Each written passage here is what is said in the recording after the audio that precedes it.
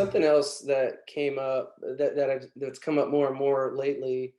You guys receive and send a lot of wires That's right. That's and right. transactions. People will be wiring you a binder deposit or their closing costs and down That's payment for a transaction. You sure. guys are sending out wires for paying off a mortgage or different things that are part of a transaction. Can you talk a little bit about the current concerns with wire fraud and what steps people can take to avoid getting caught up in wire fraud? Absolutely. It's a big concern. And so we have some folks out of the country that are sophisticated. It's basically a business for these folks to steal money and other intellectual property rights from the United States.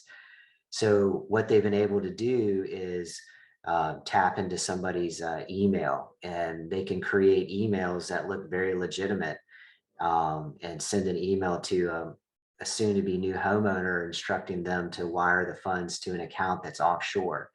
And so they're very well done. They're very sophisticated. And if you're not really used to looking at those emails, it's hard to tell whether it's legitimate or it's from a criminal. So with that said, we like to educate as many people as possible during the closing process that if they are going to wire their funds, at the closing, so that those proceeds are there, that it's critical that not only do they receive an email, but they pick up the phone and they call and verify the wiring instructions.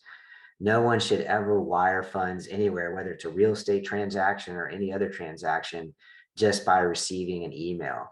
You really need to pick up the telephone, get somebody on the telephone and have them confirm that those are the correct wiring instructions. Hmm. Because we have seen it happen where folks are tricked, and it's very unfortunate, but they can send their money to the wrong place, and it can be very, very hard to get it back.